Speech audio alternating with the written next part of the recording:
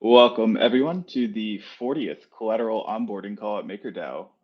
Retro from the Sustainable Ecosystem Scaling Core Unit, and as usual, I'm joined by our facilitator Juan, and also today Jordan from StakeWise DAO to talk about a new collateral that's being proposed for onboarding into our ecosystem. StakeWise is a tokenized staking pool whose interest-bearing token is sETH2, which is the collateral we'll be talking about today. Jordan will give a quick presentation and at the end answer any questions that our guests may have. As your questions come up, feel free to drop them in the chat and we'll get to it as there's a break in the action. So with that, Jordan, the floor is yours. Awesome. Thank you for the intro, and thanks everybody for taking the time. It's a pleasure to be able to come and speak to the Maker community on the behalf of StakeWise DAO. As a quick introduction, I'm the business development lead here at StakeWise. And yeah, as you've just heard, I've got a quick presentation to show you. I appreciate you're all probably very familiar with Liquidity staking, but I will still go over some of the basics to start with. But I promise I'll be quick on that part and then go into some of the more of the details which are much more relevant to our collateral application. So if I don't butcher the technology, hopefully you can see the next slide.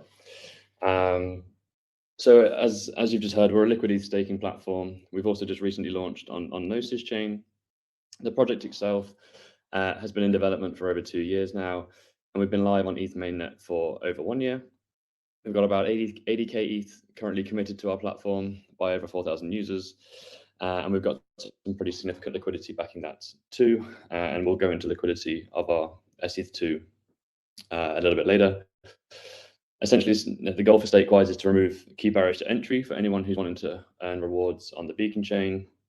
The first of you have technical and financial hurdles, such as requiring 32 ETH. We remove those hurdles. You can deposit any amount of ETH into our pool. And on the infrastructure side, we have leading node operators running the infrastructure for you. So there's no need to worry about any of that. And the next 2 points revolve around liquidity specifically. I speak to a lot of people about liquidity staking, and it's amazing the amount of people that don't appreciate what the liquid aspect means. So the first thing you can do, well, essentially when you come and stake with us, as previously mentioned, you're given sETH2 to represent your deposit into the pool. And there's 2 key things you can do with that. One is to unstake by swapping sETH2 back into ETH on the secondary markets. And the other thing which we're looking to do with you guys is to give utility to sETH2, allow people to use it within DeFi.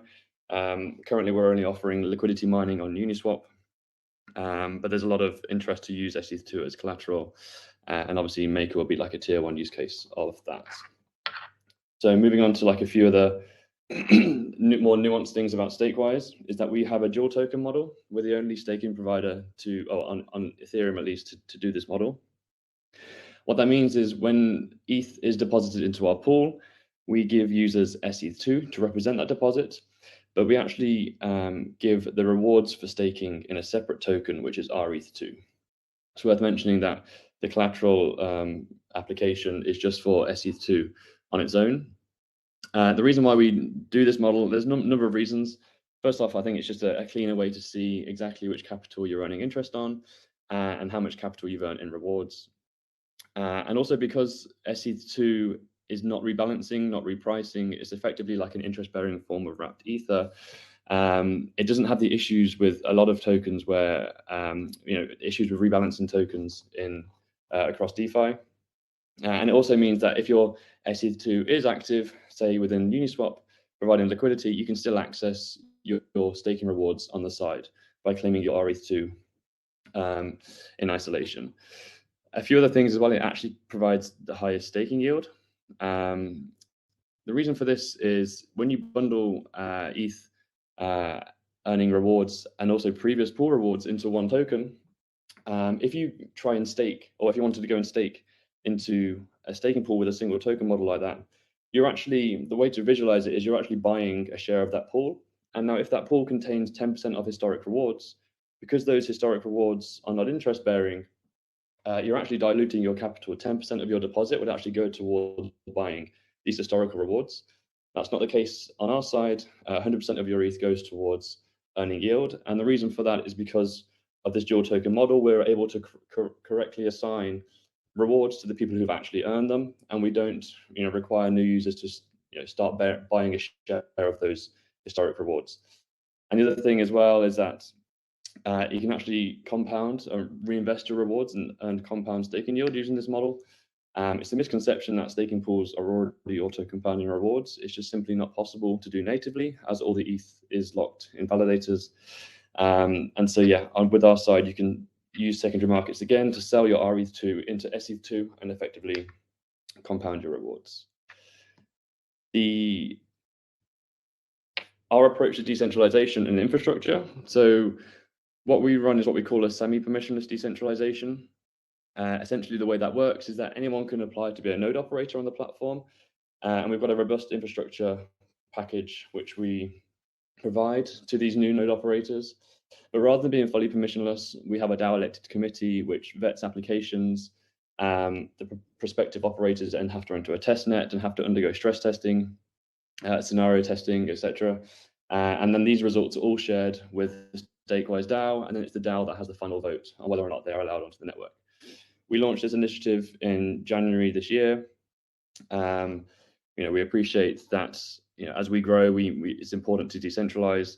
And since January, we've had 2 node operators join, which is Very Hash and Crypto Manufacturer. And there's another couple already going through the final DAO voting stage now, and we've got several others on testnets. I've named a couple there, but there's also a few that are not yet public. So I won't be able to mention exactly who is on the testnet, but let's just say we've got some pretty significant leading node operators on there as well. The whole goal is to provide the optimal balance between security and yield. With the trusted node operators, we can ensure that pool funds are secure, but also with these like institutional grade operators, there's less risk of slashing or downtime penalties. But it's not just the penalties per se, it's also just general missed attestations, etc., which can lead to like poor validator performance. And obviously, we want to be providing our pool with the highest yield possible. We fully intend to keep growing our node operator sets to help decentralize the network further. We also fully intend to keep innovating in this space and utilize new technologies like DVT to help push essentially like maximal decentralization, whilst also complying with like the maximal yield and security goals of the platform. And it's also worth mentioning as well that it's not just like the number of node operators that we feel is important, but there's lots of things that node operators can do to help differentiate themselves. For example, location being one of them, but also the cloud service provider they use, for example. It's no good having 100 node operators if half of them run on AWS. And we're very careful when we are selecting operators to ensure that we're not just adding them for the sake of it, but we're actually adding them to help improve and decentralize our network. Regarding liquidity, so our main liquidity pool is on Uniswap. We've got about $165 million on there.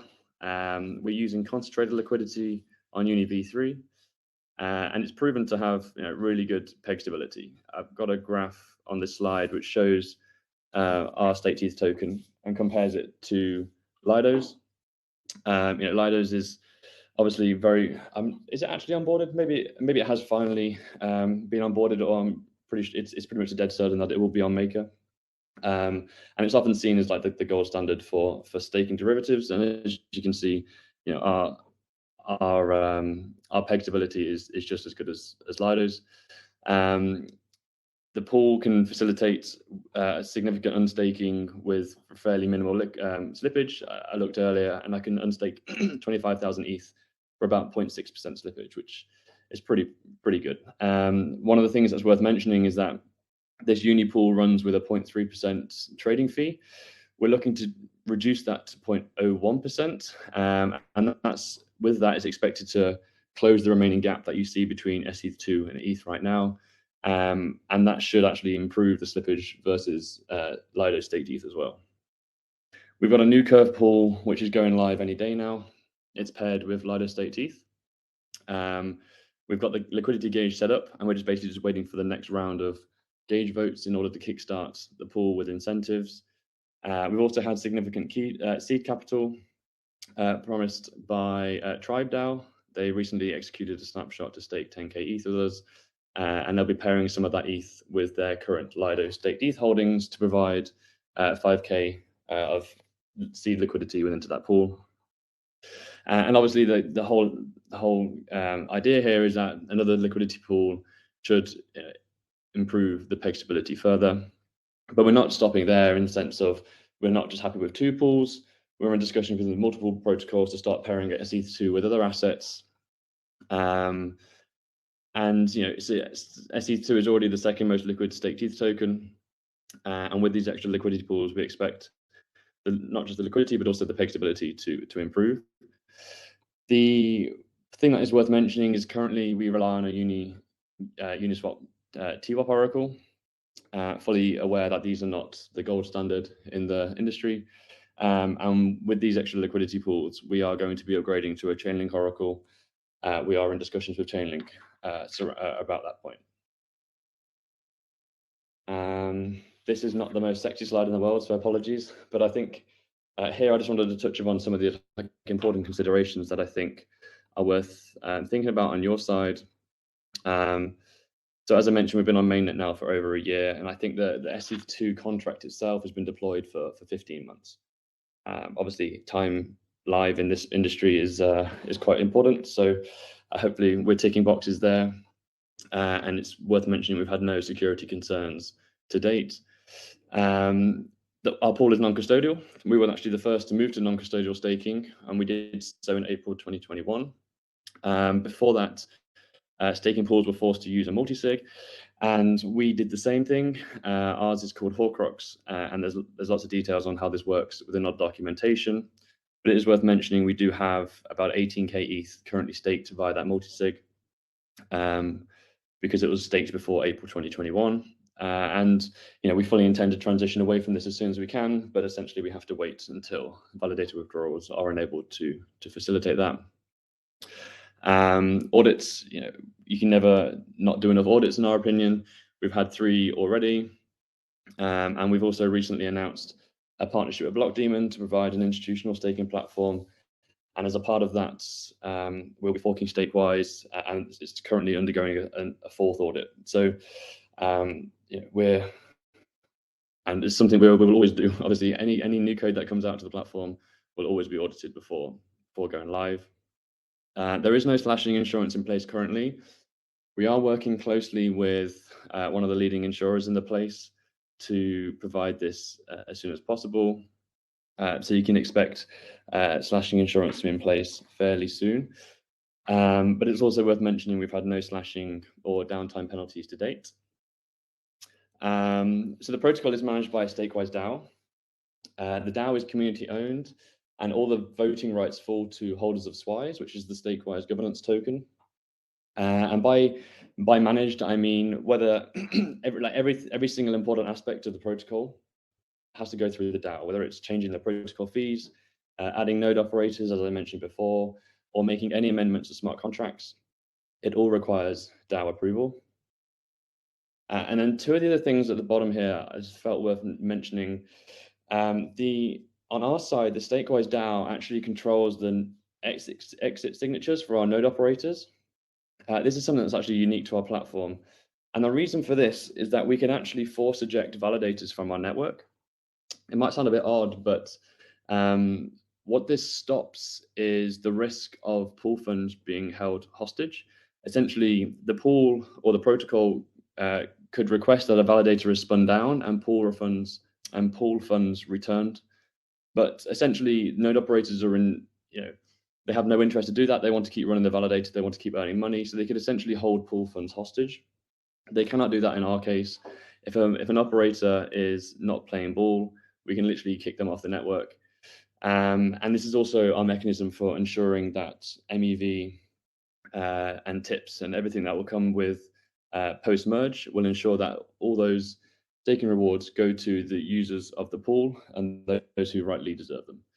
Another Jordan, focus. can you give an example? Sorry, what was that? Can you give an example of an operator not playing ball? Like, what would be a good example? Yeah, so I think the example I gave where operators they make money by running validators. And so it's a bit of a conflict of interest if a staking provider like ourselves asks them to shut down, let's say, half the validators because they are not performing, for example. And so with that, the node operators could essentially just refuse to close down the validators.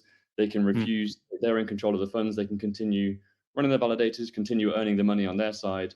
But obviously, as a protocol, we're not able to return funds to our users.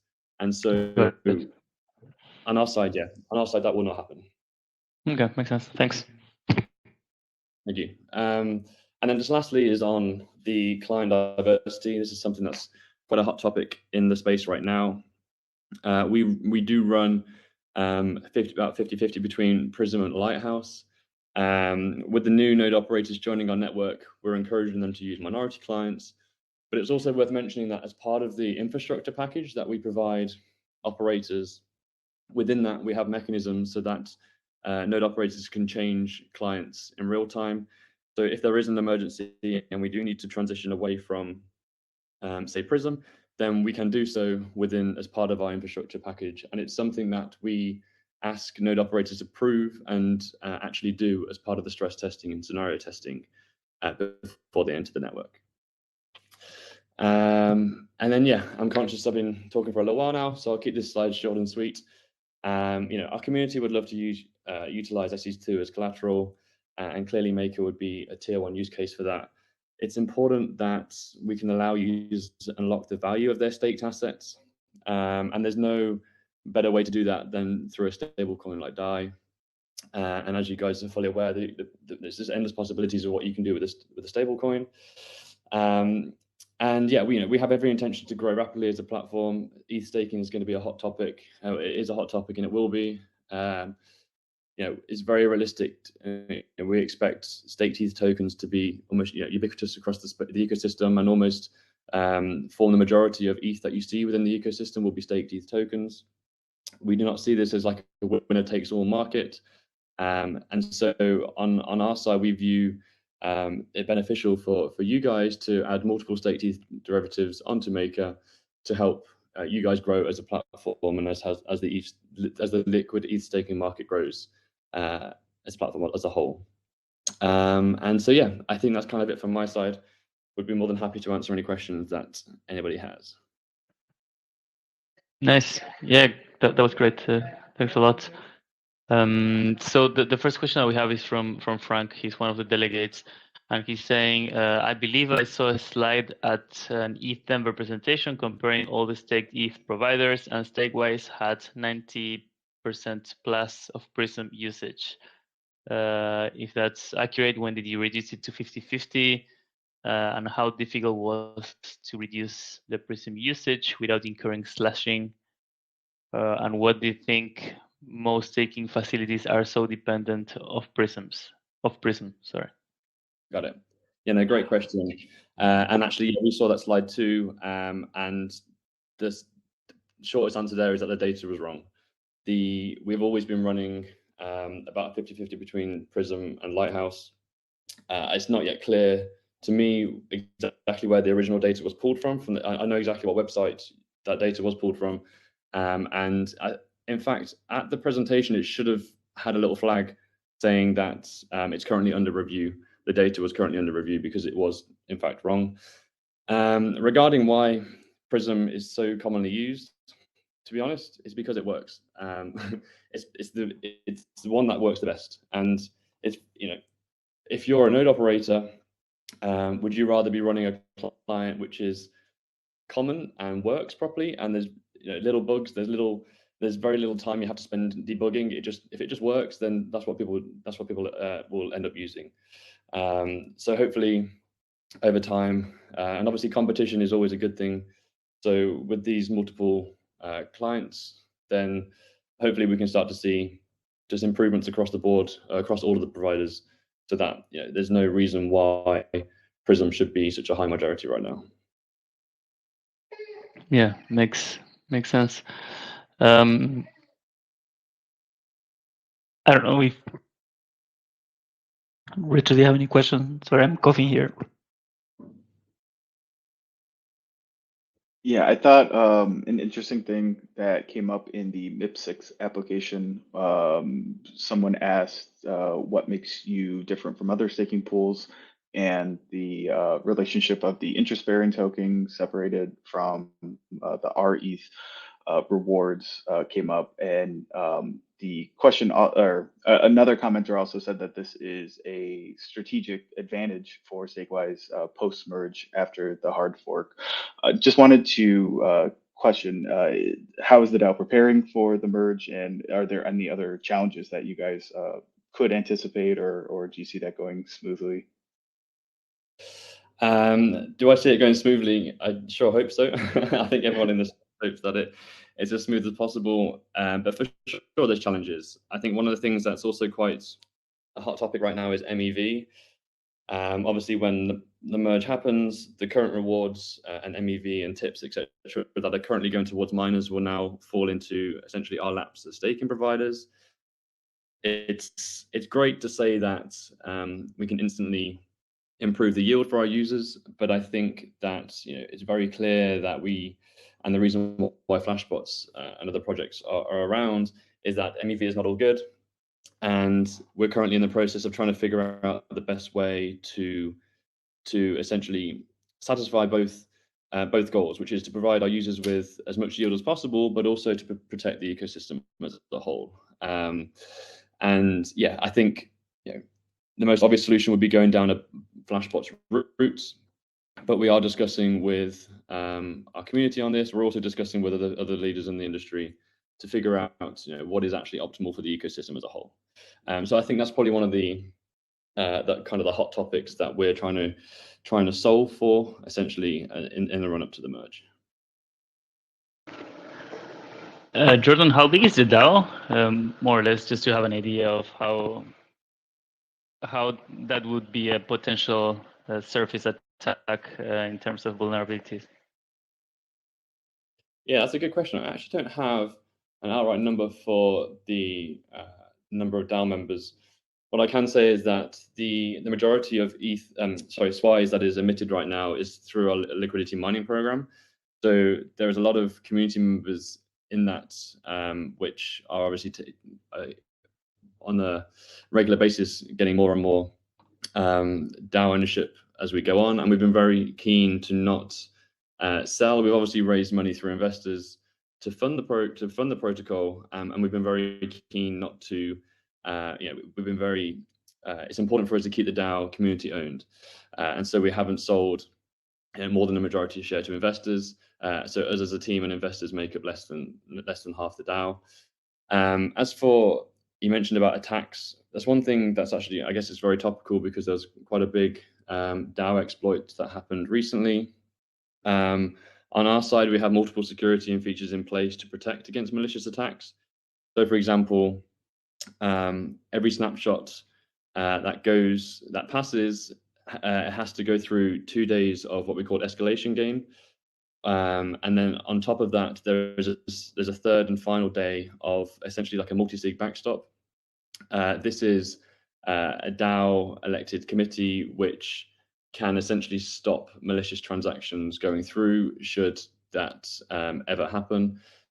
So on our side, it's not perfect, but in terms of a DAO hack, especially when the DAO has so much control over the protocol, as I mentioned earlier, even down to changes to the smart contract, it's important to have such safety mechanisms in place to help protect the DAO and the protocol as a whole.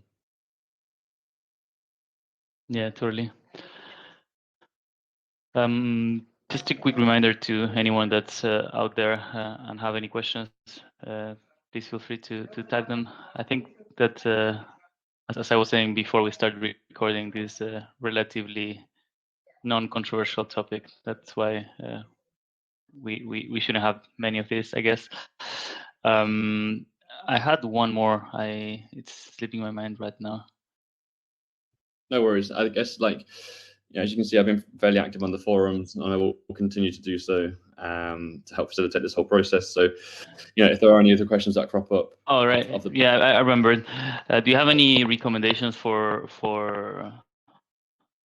like if you were I don't know, advising, I guess it would be a bit of a conflict of interest, but if you have any ideal risk parameters to get this started, do you have any idea of the debt ceiling or the stability fee that you would like? I think, to be honest, I'll be going from the guidance of what you guys are doing with Lido. The tokens are very similar. Obviously, Lido staked has a lot more TVL, but in terms of liquidity for both the tokens, they're very similar. In terms of the percentage pool that is liquid is very similar to Lido's. And so whilst the actual size of and market share of sETH2 is lower, I think it makes sense that the metrics would be the same. So I guess that's the easy answer for me to say that. Yeah, no, totally. At the end of the day, the risk, I mean, the main problem that Maker has is making sure that we can liquidate any underwater vault. So yeah. All right. So Retro, I think you had some last comments.